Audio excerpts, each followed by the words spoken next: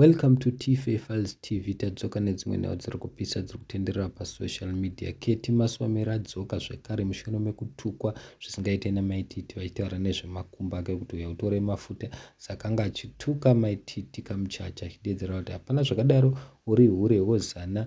Handisi guys munoti kudini zvazviterera munzwa zvazvitaurwa naKeti. Keti ari kungoita malive akarebesa 3 hours 4 hours asi Maititi vazopindurawo vachinyora pamastatus avo zvinova izvo zvamurwadza. Terera munzwa. Tiri bitter, we are bitter to the bittest.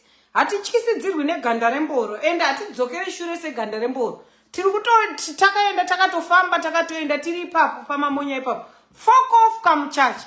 Uri hure hozana brand ambassador okuchinjanisa varume, nothing will change. Thank you Priscilla. Binga dzacho musadaro ndopanditanga kutsva mari ikawanda ndopiswa ndozobvisa juice kuchikurubi tatisingawani mari idzi. Please don't do that. Snake family, bitterness family, backup ahoy. Kamuchacha. Unenge uchita huoni zvinhu zvedu. Nyambisirwa unenge uri pano. Pamhata pamaibwanya pane matuzvi. Kushure kunoti mangai sekunotsenga zimhino rinenge pembe idhaka. Uda kutiira nezifesi rakashata. Ndine murume hanzi murungu yahagoni chirungu. First of all, let me educate you because my can, hi man, haikona man. My way can binga dzikawanza mari ndofenda musadaro kani. Ndinofenda kani, don't do that. Ndozofenda ndapedza kupeta. Hi man. Thank you Mama Doko, I love you to the moon and back. Mahatse green akati unonyepa pamamonya ipa pana mamiru. Isusu tunotaura mafacts Kamuchacha. Ngatiti iwe wati uneimba iso hatina. Sezvo takauya kudiaspora 15 years ago. Maiweka masters acho.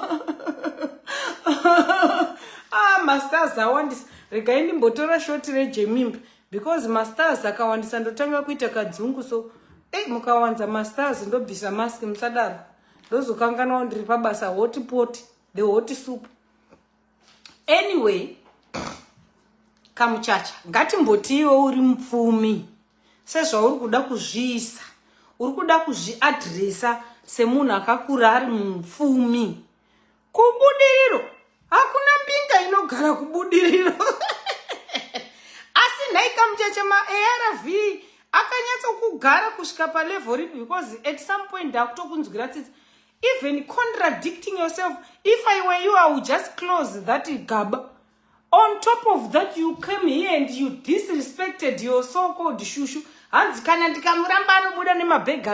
You are confirming kuti uchiri kungotizisa mukumbo zvikomba. Uchiri kungoti wakatizisa murume zvikomba. Chris hana kutiza mukumbo panoka. Chris ane kumba kwake ane dzimba dzake nemota dzake nekwaanogara. Hana kutiza mukumbo pano.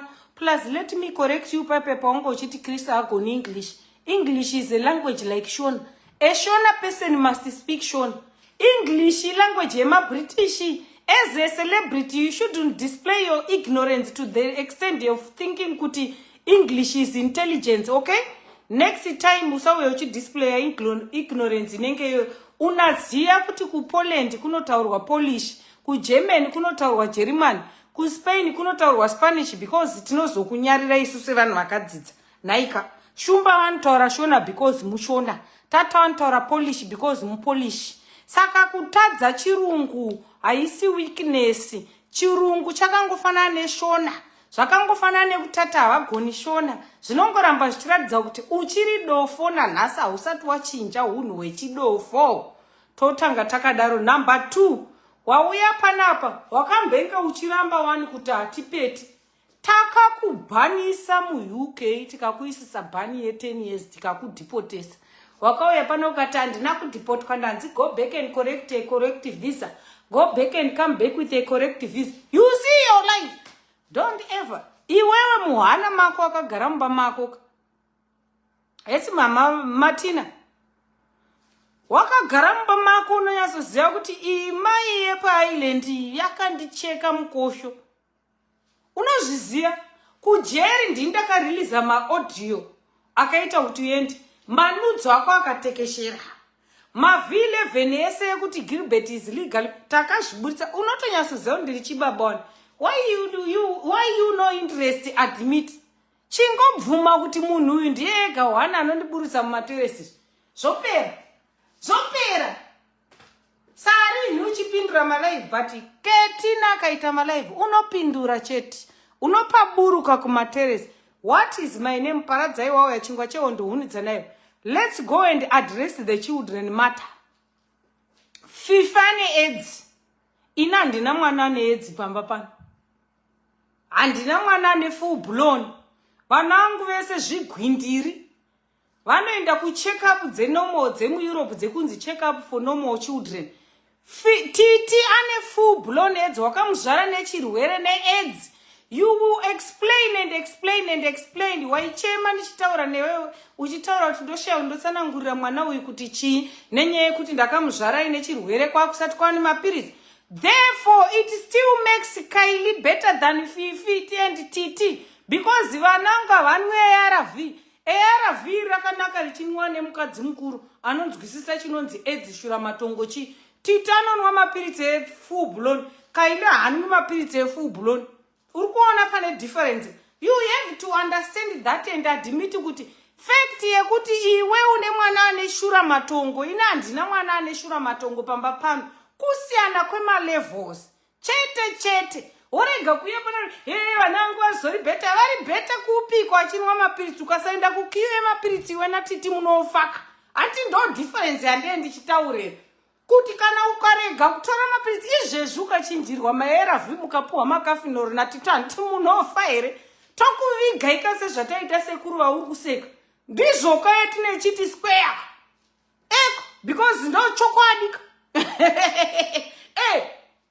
buditsa medical history yaFIFA yaTiti apa ndoisa yakailapa tione hauyu ndi uchinoforera iwe uchitarisisa BP mwana mudika anotariswa BP anotariswa kunzi zvakamira sei nekuti wakamitira utsinyo ukamuzvara ine AIDS une uchida kuti tyisidzira kuti tirege kuzvitaura palive kuti vanhu ende unoda kuramba kuti Titi asingochani iwe kamuchacha asi unokanganwa kuti ndaive shamwari yako kuti chimbotaura. Titi haana kuwanikwa nawasi murumu achidya bechere mwana waGilbert kamwana kaya kanenge kamutsunyarunya kanenge kamukonikoni kane utako wakapinda mukati akanonge kachidyana namhata nanhingirikiri nawo naFifi uchindiwandisira kuti mwana uyu mwana waGilbert ndikazokuti ko mwana uyu aufa ukati wasa hana kuwana mwana uyu achidya beshe mwana waGilbert umereje kuti chikomba changu inini mwana wacho odya beshe naBrandon hausikoda kuti ndiyo utori nengozi ngwendere ngozi yemumusha ngozi haungafi wakambokombeya Kylie na Fifi na Titi. Fifi akatidzidzisa maski iyi akatiratidza kuti kana waona chikomba unopfeka maski uchivhara waenda kuOnlyFans uchivhura beche uchiratidza vanhu ungafananidze Fifi. Brandon ari kuuniversity, Brandon anodrive mota yakatengwa namai vake noti dzekudoneterwa. Fifi mwana 18-19 akabuda achidhokonya kubeche kuisa mujokoro kumhata une wakaiswa munhingirikiri kuisa mujokoro mumoto mwana achidhokonya 18-19. Kamchacha, you have failed your children. Agree and accept. Ndiyo ngoyo uchiseka kuti Ketina ane vanafone vana hapana pa Facebook. Number 1, Ketina doesn't live a fake life. Ini ndine mababy father 3. Baba wa Brandon, baba wa Kylie na Kayden, na baba wa Dominic. How many baby fathers do you have? How many pregnancies did you terminate? Hapana singazipa social media utokabvisa nhumbu ya Shepherd. Wakabuda maaudio yako uchiti Shepherd. Yati nashe maposa ukabvisa. The only difference is me, I don't kill my children. I bring them out to the world. I give them chance to breathe. You, what do you do? What is the difference between me and you? Ndo saka kandai kuudza kuti Tyra is way better than you. We are kuno kuzviguri. Indi nema baby father 3. Iwo wakaita mwana na Tinashe Mtikani ukamuzadza full blown AIDS. Ukaita mwana uyo wakanohura ane maziso akasonwa uyo. Can you please come here pa live utitaura kuti Fifi baba wake ndiani? Why can't you mention that? Because you are fake. Who fake you? Ndo watinoramba. You have failed your daughters. Iwe kamchacha. Wakafira vana wako ndio wakadzidzisa Titi nafifi hungochani nekudhokonya kubeche. Mwana ane 19 years ari kupeji reOnlyFans achitsvaga mari kurarama nerake. Kuda kuti tiri macelebrity, hey tine dzimba, hey tine chi dzekuinda kuOnlyFans. God forbid, you will never see manudzi akailina Brandon. God forbid bad things. I can be a bad person or a crazy mad person on social media, but you will never see any nude coming from Kylie or Brandon. God forbid. Titaka tiratidza beche rakashama kudai. Beche kukura kunge kariba demu. Rakashama rakadai. Iwese munhu anonamata akati meni kenani maibwanya mamuripi musinganamatiri mwana achiita mheche yakazara kumainbox. Varume vese anoda kubonyora wese anobonyora nemheche yafifi, anobonyora nemheche yako. Fuck off kamuchacha. Uri wefake, uri wekumama. Tati weweka. Hatina mboti isusu tine life dziri perfect. But tiri kutaura kuti stop pretending to be a Christian when you are a devil himself. Fuck off. Wazvinzwa? Usa pretend kunge Christian. Teach your children manners first. Une mwana ngochananzwa, mwana wako hana kudzingwa kuchikoro uko achiita basa rekudya beche dzevamwana. Chi? Mwana wako hasingochani, unoramba kuti tita hasingochani. Unofunga kuti acharamba zvisingabudi pachena. Zvichabuda pachena chete. Titi ngochani. The earlier you admit kuti ndakazvara mwana ane confused gender, ndiyo akazadza mwana AIDS. Saka uzviziye izvozvo kuti Kylie, Kaden, Brandon, Dominic, no AIDS, no full blown. Iwo akazvara mwana ane AIDS because you are less educated. Chero inini dai ndakabatwa chirwere ndine vana, I was going to protect my children first, but you are very stupid. You could not even cover AIDS chako kuti chisazare pana titi. Ndosaka asingakuri. Mwana akusvika mu20 chakuti yezi kakatsonga kudai ungati imbambaira yakaiswa pasina fertilizer. Fuck off. Ndakakutaura kuti yangu inonzi hondo yaHitler, hondo yaUkraine, hondo yaPutin. Gara pasi. Haungakombai Kylie nana titi chembere yanzwa nekudya beche. Vana Kylie hasati vakutomboziva kuti chinonzi orgasm chii. Brandon ari kuuniversity hana kana nudu. Is a very well mannered boy.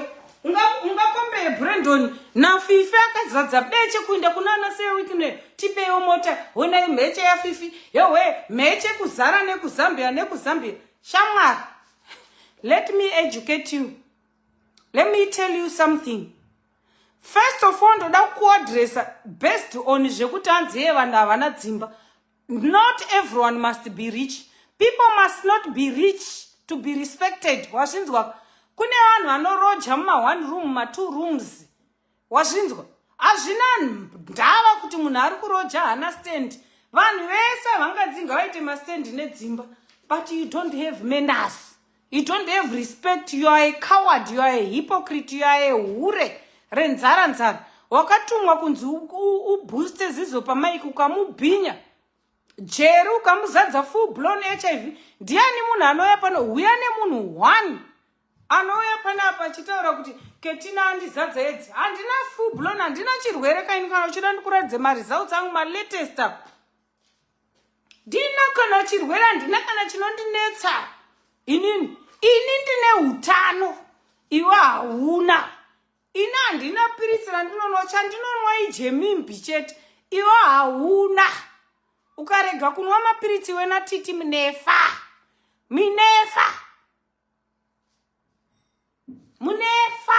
Mukarega kunwa mapiritsi ma-ARV.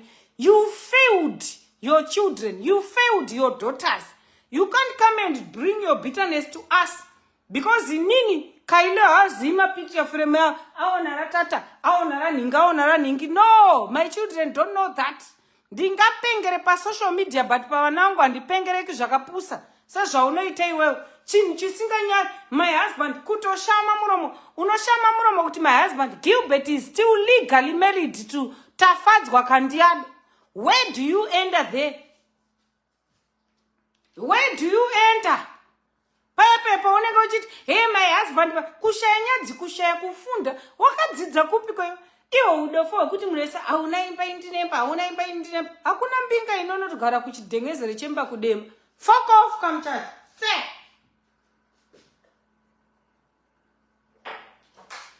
mbinga yakasheka. Uri mbinga inogara kuruzevha. Welcome to Dema Rural Growth Point. Mbinga inogara mcottage. Uri mbinga yambuyani. Inine, come church, let me tell you one thing. Inina will never come here and address you nchikuratidza title deeds. Kuti huona imba yangu, huona account yangu. Because it does out to read off. And there is no need for that. I will address you semurombo. Wawataura kuti uri murombo, huna chawinacho. Ini ndindane 15 years mu Europe. Ndisina chandinacho iwe ndiwe une zvawinazvo. Waitorerei mari dzevanhu sezvo uri mbinga. Sezvo uri mbinga mari dzevanhu wakadzitorere. Ina handina chandinacho. Ndakambobira munhu mari yeraundi. Ndiani anouya pana achiti ndakatorerwa mari ndikanzi raundi. Scammer. Desperate hure. Dai kusiri kuti unoshandisa jadeo waidai uine mababy father mangani. Handina kumbobvira. Inini ndakarorwa kwababa Brandon ndikabvisirwa full cash white wedding mapicture akazara paFacebook hapana asingamazi. Wakambonzwa mbuya waBrandon achiri ndakavarova. Une ngozi diki. Ane ngozi ini newe ndiani. Indiri nani ndine ngozi yekupengera paFacebook ko iwe kushinga kukaramata zvibhakera mbuya waBrandon mbuya wamwana wangu. Hoya hapana boda kuti taura kuti hey ndoimba gospel Canaan. Mai vangu, my family is respected. Which respected family? Kana mai vako vachirespectwa vakazokusiya uchinorova mbuya wamwana wako sei? Ini ndigomira zvibhakera kukaramata kudai kurova mbuya waDominic. Munhu akazvara mbora yakanditundira mwana. Woda kuuya pana come church. You can fake those who you fake, but you can never ever make me to think that you are a saint. You are not a saint. Uri mata, uri dushi. Wazvinzwa? Auye uchinyepera. Ende usauye panapo uchida unyepera kuti hanzi he ndakatuka. Wakatuka Nandi, ukatuka mwana wa Taira, ukatuka vanhu vakawanda. Naizvozvo tinoti titi ane edzi. Hapana chinofa chakachinja pakuti titi ane edzi. Hauna hunhu wakanaka iwe. Wakaro tinashe ningirikiri tapiwa mtikani wakamuzadza edzi. Address that issue and tell us why did you not tell baba atiti kuti ndine edzi. Tiudze. Sai usina kuudza baba atiti kuti une edzi. Wakambonzwa munhu anoya pana ndakazadzwa edzi naketi da. Ndakazadzwa edzi naketi. Ina handina edzi kai. Handina edzi. Unoda kuti ndinyaso kuti ndichokuradzere ma results angu ma previous. Ndikuratidze ipapa pano tichitaura. Kuti idini ndinohura nchita vana vangu asi handina edzi. Plus handibvisi nhumbu. Rega tiite tichitaura ndichikuratidza ma results angu. Kuti unyatso kuona kuti handina edzi. Ende handina chipomerwa chekuzadza munhu edzi. Wakazadza Jerry edzi. Ukazadza tapiwa mutikani edzi. Nevamwe and many more and many more. Why uchizadza vanhu edzi usingavaudzi ndine edzi? Let's start from there. Wapedza wakubvunzwa kuti wazadza munhu edzi wakurova mai vacho. Mira tikuratidze ma previous results. Previous. No ads, we are ads free. We don't have full blown ads. Mapiritsi ads akukukanganisa. Wakuya uchida ufunga kuti unogona kuya. Mira tuone. Tinyatso kuratidza previous results. Those vanogara kuningirikiri kunonzi kui. Vanogara kuno kuEurope kuvakuratidze vakuudzire kuti ndiwo ma results ekunayo. Kuti unyatsoziva kuti kana tichitaura kuti une full blown AIDS, we mean it. You have full blown AIDS. Kaila hana AIDS. Saka ini chero ndikafa vana vangu vanosara vari free. Titi ambofa akakuregerera iwe. Anofa achingotaura kuti mai vangu ndo vakandizadza. That's the difference between me and you and Titi. Uzviziye izvozvo. Wazvinzwa? Ina handina full blown AIDS. Mira, nyatsoita tichikuratidza chifamba nendima. Aripiko ma results aya. Tinenge tichida kupeta vanhu ve full blown AIDS kavana kamuchacha nana Gilbert. Kuzouya manzi. Mira, toda kuratidza kuti isusu tiri mahura akangwara. Iwe uri hure rakanotora AIDS. Hold on. Mira tuone.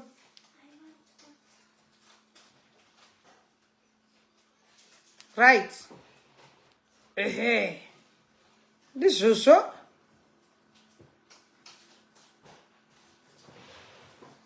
April 23. Mira tuone man. Right. 23 April. 23 April. Previous results. We don't have full blown like you. 23 April. Urikuiona. Odoni mira tinyasoisa chaipo. Kuti next time kana wakutaura vana uziye kuti vako vaneedzi vangu havana.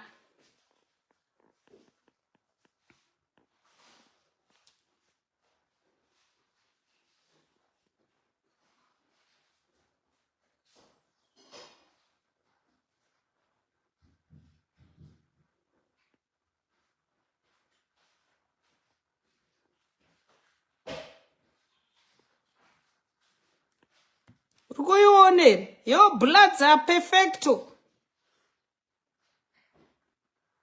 Your bloods are excellent. Excellento. Mira tinyasoona tichida kunyasoburitsa kuti results ari kubva kulab. Yeah? Urikumaona. Can you read? Can you read? Can you? Yeah. Next time uziye kuti hatina chirwere chauinacho iwe chenjovhera. Hatina shura matongo. Saka Kaili chero ukati Kaili akazodi. Ameno zvaunga wapererwa wakutaura. But Kaili haanwi ma-ARV. Kaili haasi kunwa ma-ARV satiti. Titi ari kunwa ma-ARV. Uzviziye izvozvo. Hatisi kunwa ma-ARV isusu. Fuck off Kamchachi. Kuzove panapa uchikonfirma kuti wakaenda ukanotora chinhu chawakatora kuUK. Nhai Kamchachi. Asi kumba kuri right here. Kumba kuri right. Kuna blagids. Right. Cha. Oh, cha.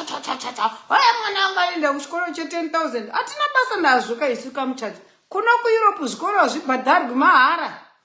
Hatina basa nazvo. Zvaunenge uchitaura une dzimba une chika. Hatinei nazvo isusu. Alright, hatina dzimba, but hatinei nazvo. Wazvinzwe? Hatina basa nedzimba dzauinadzo iwewe. Dzaunenge uchiti ndine dzimba, ndine imba yeye. Fuck off Kamchachi.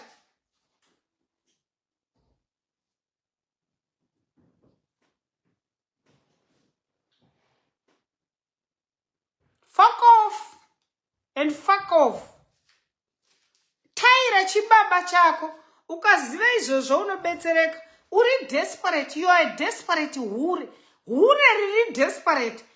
Varume vese vaunodana navo vanoutiza mukumbo wosvika kugara kumba kwako. Sei usina murume wokuti unombonogarawo kumba kwake wotiratidzawo kuti ndagara kumba kwemurume wangu. Ko baba waFifi ndiani? Semunhu wecelebrity kachimbotiudzawo kuti Fifi mwana wani. Why is it difficult for you to come and tell us kuti Fifi mwana wachiyangu? Because you are scared that people will know. Tate Vishesa akazvitora Fifi mwana wachiyangu chingobudikira zvako ngotaura. Uri hure rakaitiswa nachiyangwa. Rakaitiswa nachiyangwa rikangopuhwa mwana nedzibva zvavharana. Buda palive unyatsoudza vanhu kuti who is the father of Brandon mwana waAnania.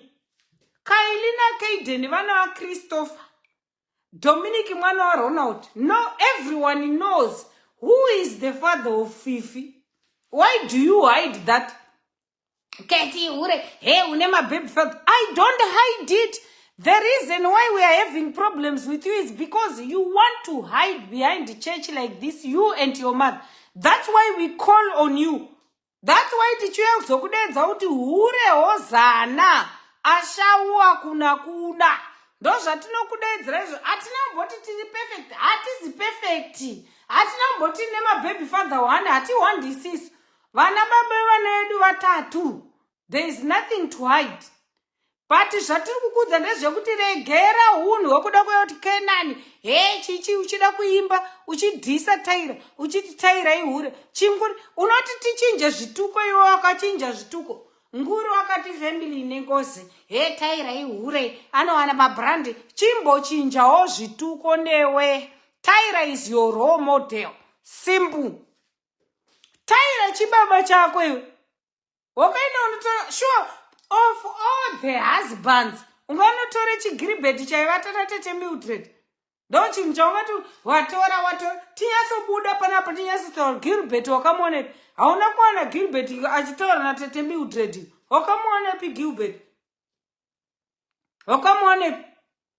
Mother of all nations, who fathers your children? First of all, zvinhu zvaunotaura zvinofanirwa kutaurwa naTaira ane vana nemunhu wani. How many baby daddies do you have? How many men did you put? Wakanotora Obina chibonda chaitetereka nenyika ku Durban, ukabva pana Obina ukaenda pana Shepherd Street Kid Reko America, ukabva ukaenda kuna Tinashe, ukabva ukaenda ku Ningirikiri bora ngoma rekuchinhei Caves, ukabva ukaenda kune bora oya pana Ningirikiri anozodi mai vako havana kuuraya baba vako achida kutora.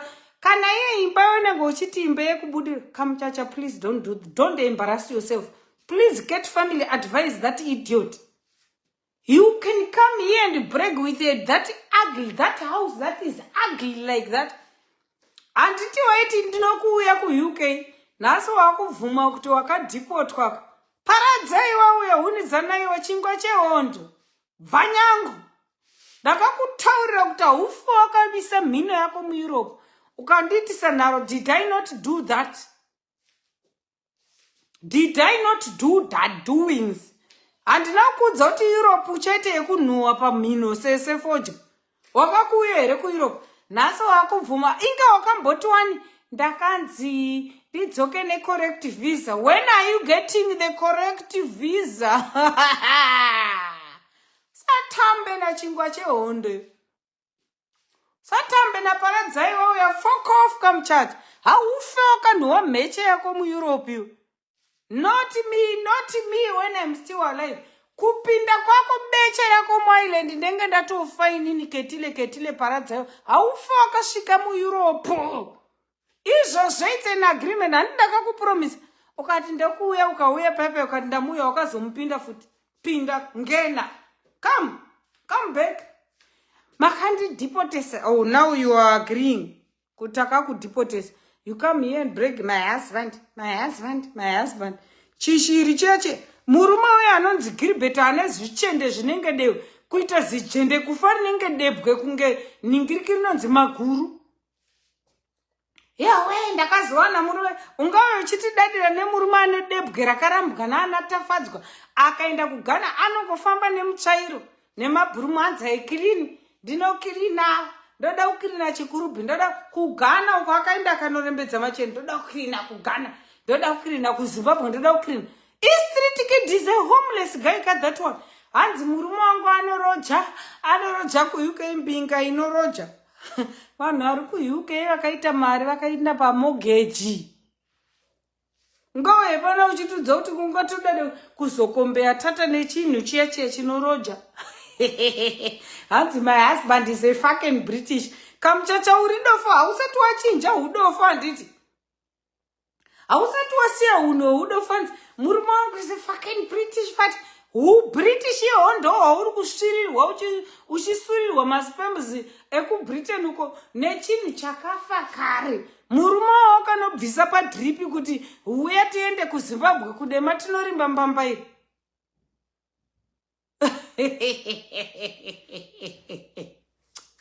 Hanzi ini nemurume wangu togara kudema todi muzijuraho rinenge rihoro refugee. Asi wakazvitarisa pamba pako paunga pafananidze nepangu here naye kamuchacha. Because inini newe toziyana peseni zvisiri zvekunyebera paindaneti. Zvekuti iwe ungatonditi rombe nechimba chako chiri mumahuswa cheche musango riya maunogara muya uchikokotwa mudhidhi nemakudo. hanzi inini une mababy father mangani 2 wakabvisa nhumbu yaZizu, ukabvisa nhumbu yaTinashi, ukabvisa nhumbu yaShepherd, ukabvisa nhumbu yekuTollgate. Izvezvi Kadhara akawanzwa nekubvisa nhumbu. Takasiyana chii? Ndozvatine chikuudza kuti siya Taira uye kuzvigure. Ndinespa une mari iwewe kamuchacha. Kumba kwako kwandakauya uchishare $10 yekuisa wifi $10. Fuck off kamuchacha. Next time you are provoking me, we're gonna go and open bank accounts. That's the next move we are going to do. Next move, I want you to prove me, do you have 100,000 pounds in your account or not? We start from there. I know you are a broke bitch. Wazvinzwa? Ndaikuchengeta ndosaka patakatanga kutuka ndakakudza ndipe mari yangu and you gave it back to me because you are a broke bitch. Danga usiri broke bitch waisatora mari dzevanhu vaunoti mapenzi. Everyone waunonetsana naye. If you want right now, let's go and open bank account.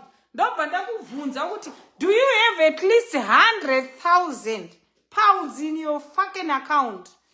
You think isusu takauya kuEurope kuzotamba? Hey, unogara dzimba dzakazodi. Is that your house? Imba yako here. The next time I'm addressing you, I'm gonna show you account, bank account. What rather? Unekana card rekubank you. Ungafananidze Gilbert Street Kids raichengetwa kumba kwauyewe hanzvadzi yamai muchangwa wewe. Asina kana pekugara street kid ungamufananidze natata iwewe. Can you compare that with Chris? That thing that you have adopted wakatizisa mukungu. Wakuya pana kana akabva kanongobva nebackground. You are confirming, contradicting yourself. Inini I don't babysit a boyfriend. I don't babysit a boyfriend. You are babysitting a man, an old man. Or ku babysit munhu ane zigende rakarembera akadzingwa natafadzwa. Ndiye wauri kubabysit. Oh, yabona, hey, mwiri wangu akabuda panapa anobuda nebhegi. Even naiwe Gilbert une hama here iwe. Unotaurwa palive pakazara vanhu kuti anobuda nechibhegi. I don't go and make people to teaser mukumbo in my house. Haufa wakatsika kuEurope. Waiundermine Tete Mildred varipizve zvakaroorwa nani.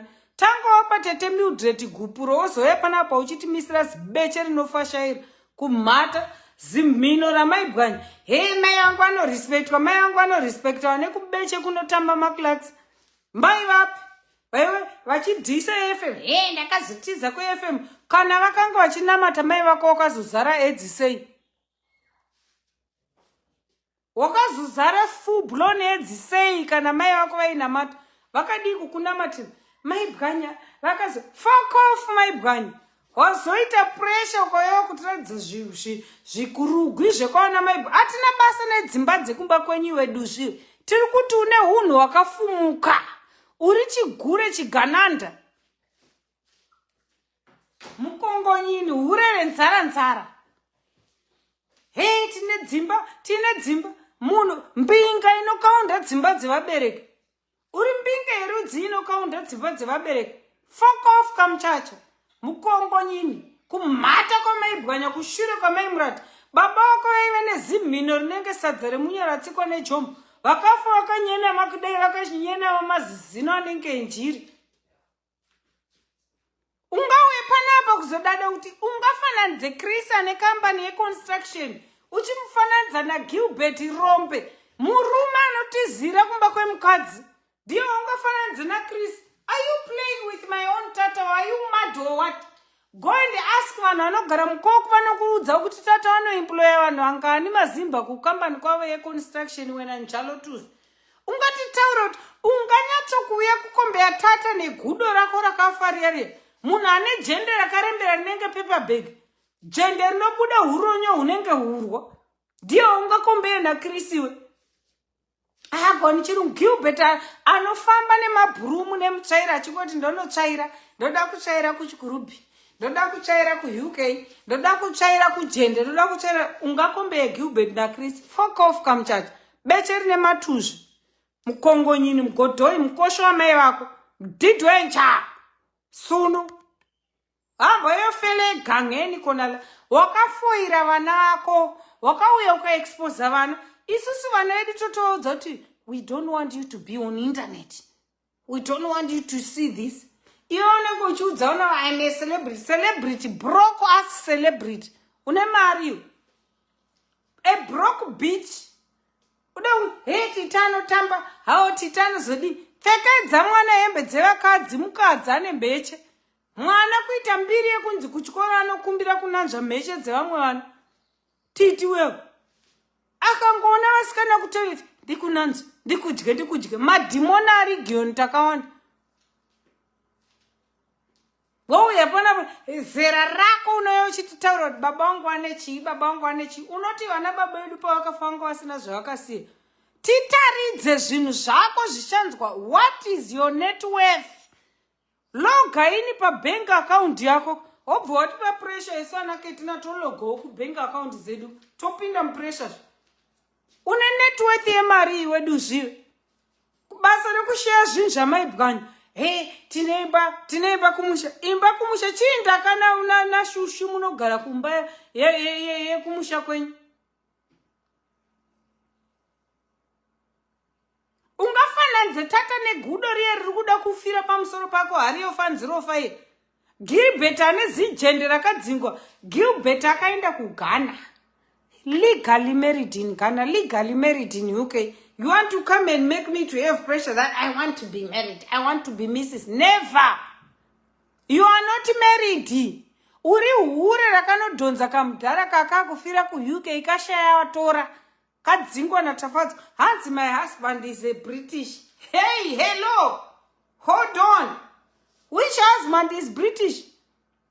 Do you even know about papers in Europe? Or because you are a dofo, you don't even know. You don't know that if Gilbert divorced Tafadzwa, the British citizen will go. The citizenship will go. Kana izhinye pere ndosa kwa wakashika pere ne kadi papa wakadeport kwa pere kati my husband is kadi ukadeport. You are very, very, very stupid and ignorant. Ungawe pana uchiclaim that I'm married to Gilbert Munari, legally married in Europe. You think Europe play with marriage? How is it ku Europe they don't joke with marriage? Kwasiyana neku Zimbabwe kwa munotamba newedre kuti marriage ukawana chikomba chakutsotsa bhinzi kuti my husband azviitwa ku Europe. Wakadeport kwani wakabata kadra Gilbert. Vapanja musystem wakaona kutafadzwa and Gilbert married. My husband vaifunga kuti kudema kuno kumhata. Satanyoka wamaibwanya une matuzvi mukongonyini mudhidhi wenje. Celebrity redofo ungazvikombeye nataira iyo. Kana wakazvitarisa ungamire nataira. Madam boss vane mahips macaves. Wakaenda kukuningirikiri ndaitamba newe kaiwe. Wakaenda masejari mangani. Wakabuda kana dako. Kamunhu kanenge kakabereka ironing board kakaberekeswa kudhokungwe dore musendekedzwa kumhata. Thank you for the stars. Ambinga dzangu thank you. Diripa business ndozotenda masters late. Wakaenda kumasejari mangani. Wakabuda dako rinenge ratairi. Uneka nagara. Iwewe na Gilbert same WhatsApp group hutako wakapinda mukati wakafoya. Kuya panapa uchitimisira zimhino rinenge pembedha. Ndakazodi. Usapfeke magara. Buritsa dako, uri kuona dako iri. Dako ngaribude sezvari iri dako iri. You don't have these things. They are natural from God, these ones. Hauna. Taira anokupa pressure. Wakatengesa, imagine kutengesa mota. Kutengesa a whole car. For you to go and do surgery to have this. Eat sadza, eat food. Get more sperms. Not to go up and up, you don't know done. Hey, Taira, hadiwi ne murume. Hadiwi ne murume asane murume one never now. Two ne moon one. Zoka kuno kuzhiguri. Isa atina mboramba utinema baby father threes. Tinozvitaura ende hatirarami fake life ende hatipretend hatiendi kugospel kuno amen amen ndozvandokutukira izvozvo zvekuti don't be fake, be yourself. kana uri hure mira panzvimbo. Mira panzvimbo, mira. Fuck off my bwanya. Pabeche penyu pane matuzhi. Hey, Mamiro masters amaisa akawandisa. Thank you, Mamiro. Hey, my head, they itch. The stars, they too much. Hey, mira panzvimbo. Baba harare vatendeuka. Papa gore riya wakabuda beche kubuda tsinga. Uchituka baba harare uchitsamwira kuti baba harare vatamba navimbai zimuto. Ungaite garo rinenge ravimbai zimuto iri. Kamuchacha uri wekumama une zemo rembwa pawawa. Apana chaunouya panapo ukatitaura kuti tikatora Brandon naKailira Kaden naDominic tikavamisa naFifi naTitaku. Hapana, nothing. My children have got manners, too much manners. You will never see Brandon all over the internet. Brandon is 20 going to 21. Wakambona mbore ya Brandon pa internet.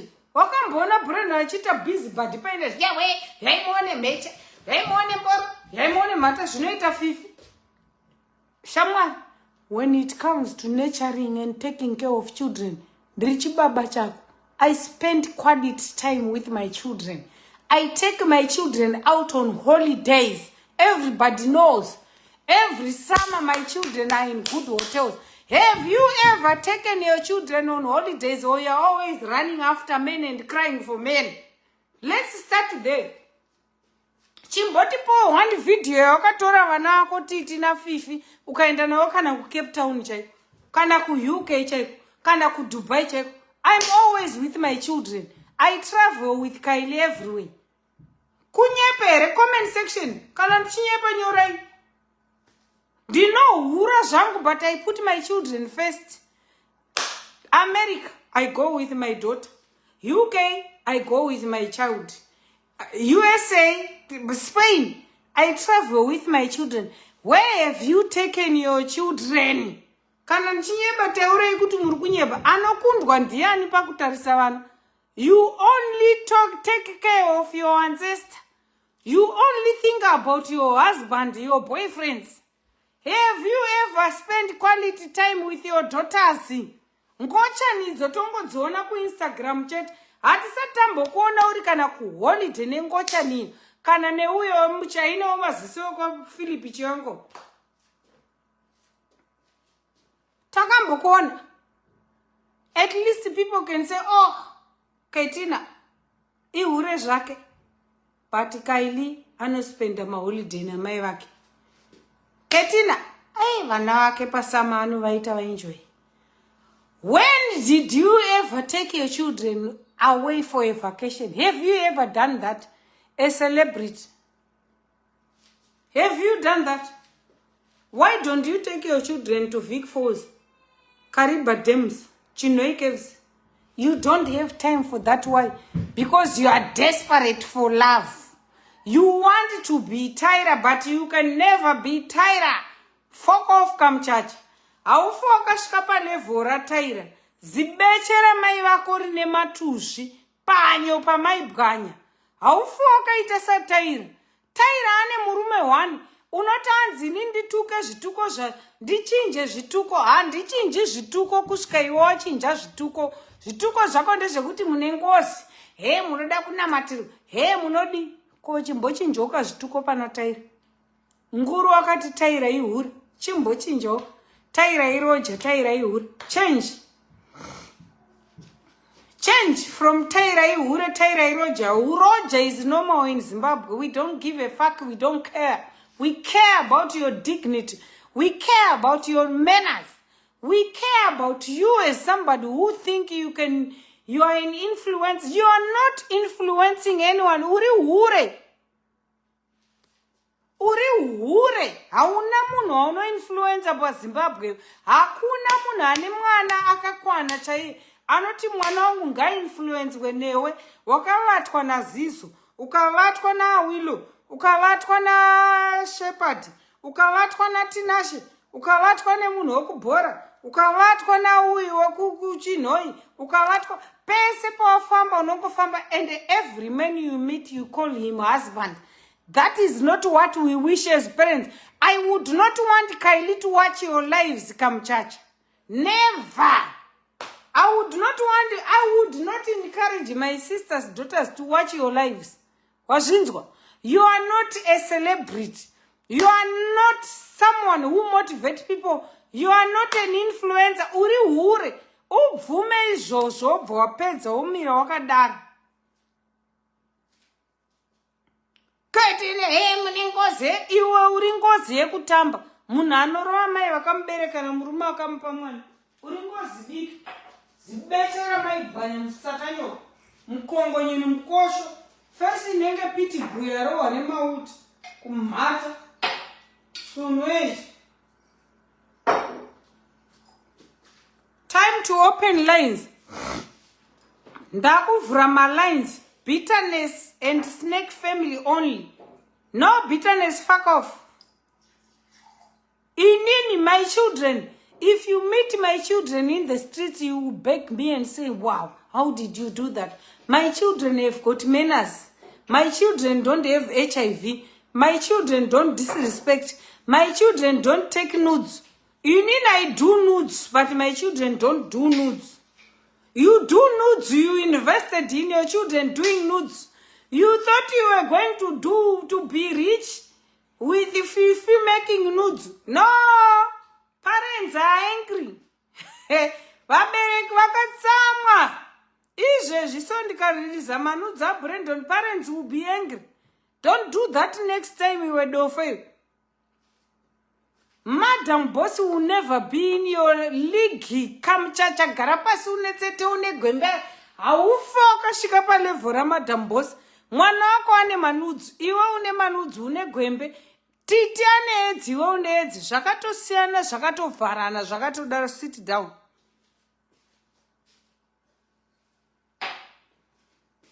Mara una unorarama nerake. Mumba mako masofa chaiyo property iri mumba mako ndeya Bruno Furnitures. Une chii?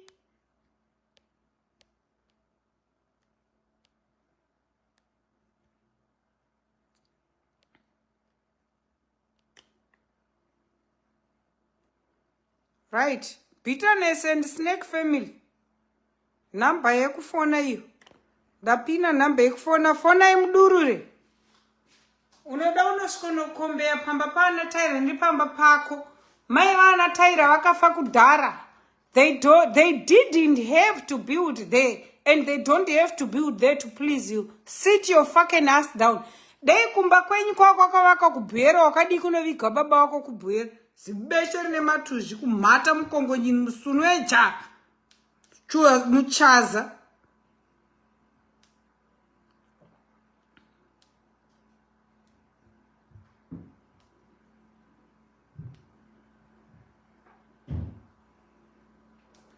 Tavura taopenda malines apo fona ivada kufona.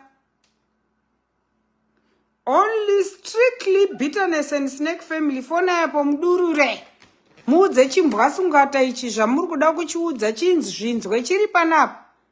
Anyway, snake family ne bitterness family fonai. Namba ndapina here namba. Ndapina namba vada kufona fonai. 00353 8301658883.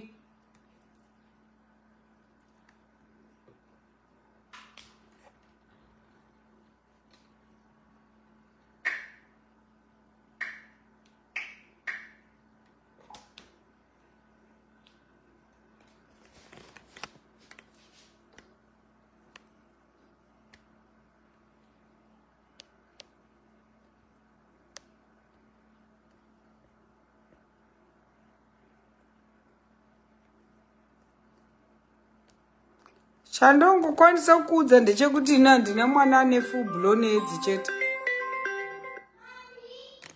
Hi Tommy. Yep.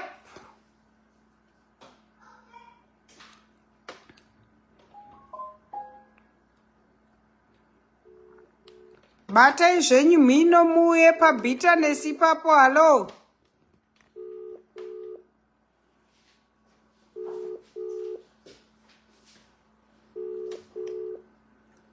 Hai, uyafuna akabva atya. Haibo. Haimani.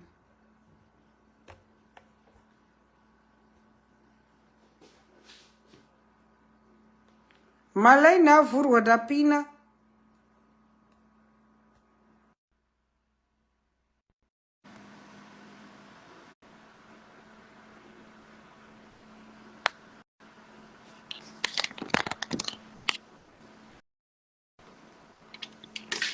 Kasibonga, sit down, fuck off.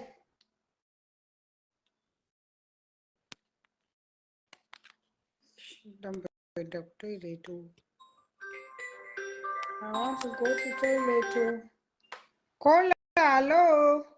Hello, Keturi right here. Ndiri right durura mwana wa mai wangu durura mtukwenda kutoilet. Sara uchidurura. Okay. Ukutenda kutoilet. Taura, then chinzwa taura. Alright. Zvaitika izvi zvakaipa zvokuti hatimbozvikurudzira asi wapedzerwa. Nhasi wapedzerwa. Wapedzerwa kwasina. Nhasi watukwa wedu. Aiwa.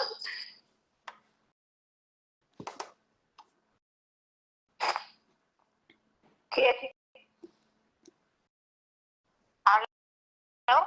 Yes. Handisida kunzwika ndakamata miri. Famba hako. Iye anoti hadziye dhori ine chirema kuzoti ngatore chirema chiri kumba kwawo chatiri kugona everyday chichifamba chichimamira mumba everyday. Adii kuchirapisa, adii kuchitekera kana wheelchair yekuti chifambe, chinofamba chakati tsveya.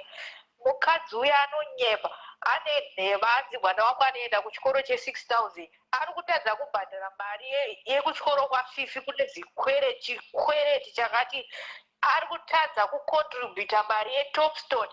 Topstone rababa riri kuitwa muna August iwe Keti. Ari kutadza kucontributa, ari kutadza haana chaanocontributa, ari kuti kudyura maziso kuti vana maibhukanya. Akarambidzwa kuenda kumba kwacho nana maibhukanya nechimurume chiya akanzi tanzwa feri nekuudza varume vakasiyana pano uchatiigira mbavha nemabhinya achabhinya wana. Mai vacho vangu vakutotya kubhinyirwa uyu aneni iwe akaremara wakati hatichada kukwasha pano, taneta nawo wakwasha zigiribheti wakamboroona richibuditswa riri kuma nemadira anoita mapikicha kana aenda nezvikomba zvake. Wakambomona giribheti ari ikoko, aendeswe ikoko giribheti akarambwa nana maibhukanya wese wakamuramba wakati taneta uchatigira mabhinya nembavha hawachadi. Giribheti uya haana kana chaakabvisa tsvaki ndosaka azotara palive mambudzi achitaura zvikanzi Giribheti anobuda izvozvi tiri kunetsana 2 bed chimurume chihachina rakabari mota dzaanoti ndakatenga mota haana kana mota yakatenga. Achatamira unzwe Keti, ndoda kuti uzvipe kana 3 months ugoone chimoto chichabuda ipapo panyaya dzimota dziri kunzi ndakatenga mota. Ngaabudise mapepa ngaabudise mapepa emota atiratidze kuti mota akatenga keshi zimbavha remunhu. Inini munhu akaramba achitaura zvaari kutaura izvozvi ndichamuditsira mafaira ake ezvinhu zviri kuitika right now kana asiri kuzviziva. Ngaataure tuzvino kuti hanzi yemwana akamboona kupi chikoro chebeauty chinoita 10,000 ndimubuditsire mapepa aFifi ari kutaura kuti hanzi anoenda marisiti aFifi. Ngaauye palive ataure chokwadi kuti Fifi anobhadhara mari kuchikoro. Bye Keti. Bye Kola, thank you.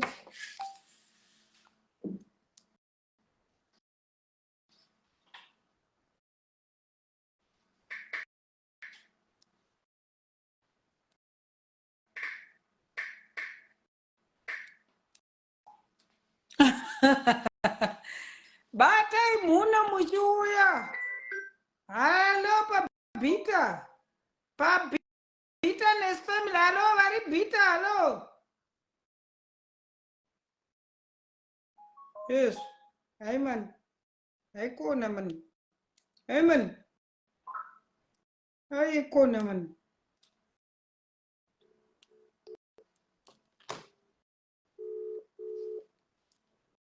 Fuck off kamuchacha sibeshera maibwana. Seke mkongoni ndonogeza uko. Seke zvinkasa.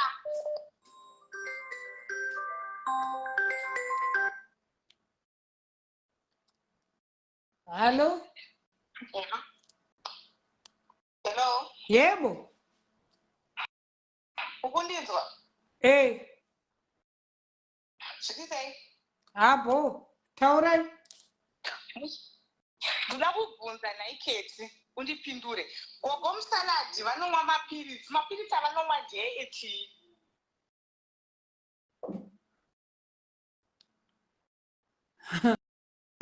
Inga zvimbwasungwata zvekesi family hazvina kukwana uyu. Indako yakuzobvunza zvinhu zvekumhata kudai zvekumama saizvozvo. Fuck off. Mkongonyini.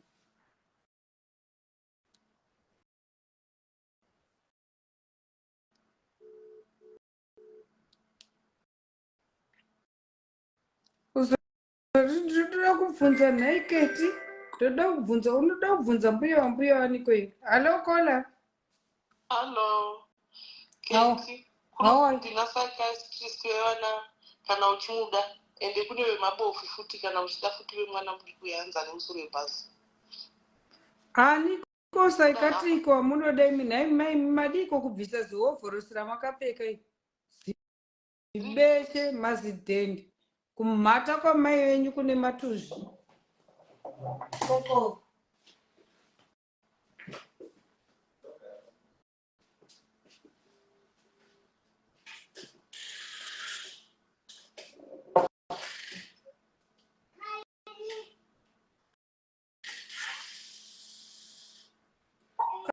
Asi makangani kuti maimboya pano muchiuya nenyaya dzakamuchacha futi. Asi munokangana kuti zvinhu zvekuuya zvichiripo panapa.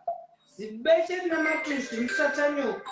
Pamhata pamai venyu pane honye kubeshe kune matuzvi. Ango. Uncle.